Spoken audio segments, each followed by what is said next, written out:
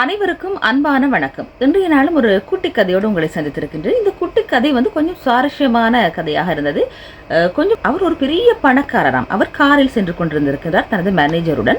அப்போது வழியில் 2 பேர் அமர்ந்து புட்களை சாப்பிட்டு கொண்டிருந்திருக்கிறார்கள். உடனே அவர் காரை நிறுத்திவிட்டு, ஏன் நீங்கள் இருவரும் புல்லை சாப்பிடுகின்றீர்கள் என்று கேட்டதற்கு, எங்களுக்கு சாப்பிடுவதற்கு ஒன்றுமே இல்லை, அதனால் தான் ஐயா இந்த புட்களை சாப்பிட்டுக் கொண்டிருக்கின்றோம் என்று சொன்னாராம். உடனே அவர் சொன்னாராம், சரி எனது வீட்டுக்கு வாருங்கள் என்று அழைத்திருக்கின்றார். உடனே அதில் ஒருவர் சொன்னாராம், எனக்கு ஒரு மனைவியும் 5 பிள்ளைகளும் இருக்கின்றார்கள் என்று சொல்லி, சரி அவர்களையும் அழைத்துக் கொண்டு வா என்று சொல்லியிருக்கிறார்.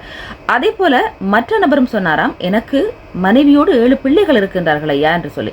உடனே அந்த பணக்காரர் சொன்னாராம், சரி அவரையும் அழைத்துக் கொண்டு வா என்று சொல்லி எல்லோருமே காரில் அப்படியே பயணித்துக் கொண்டிருக்கின்றார்கள்.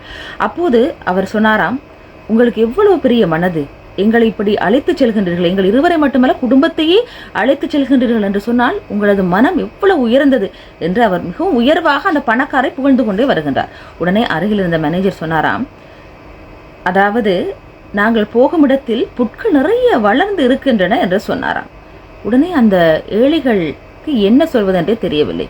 எனவே இது நகைச்சுவையாக சொல்லப்பட்ட கதையல்ல. நாங்கள் ஒரு சிலர் சொல்லும் வார்த்தைகளை நம்பி அவர்கள் எங்களுக்கு என்ன செய்ய போகின்றார்கள், என்ன தரப்போகின்றார்கள் என்று தெரிந்து கொள்ளாமலேயே அவர்களோடு சேர்ந்து பயணிப்போம்.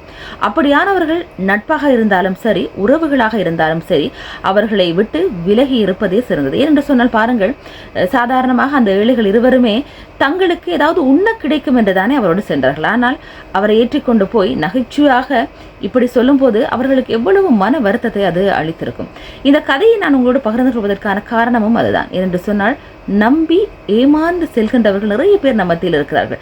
எனவே யாரது வார்த்தைகளையும் இலகுவில் நம்பி விடாதீர்கள், யாரையுமே நம்பாதீர்கள் என்று சொல்லவில்லை. ஒரு சிலர் வார்த்தைகள், அந்த வார்த்தைகள் உண்மையானது போல இருந்தாலும் போலியானவையாக இருக்கும். எனவே போலியான வார்த்தைகளுக்கும் போலியான வாக்குறுதிகளையும் நம்பி ஏமாந்துவிடும் ஒரு சிலர் நம்ம மத்தியில் இருக்கின்றார்கள். எனவே நாங்களும் நமது வாழ்க்கையை பொறுத்தவரையில் கொஞ்சம் அவதானமாக கவனமாக நடந்து கொள்ள வேண்டும் என்பதற்காகத்தான் இந்த சுவாரஸ்யமான ஒரு சிறிய கதையை உங்களோடு பகிர்ந்து கொண்டேன்.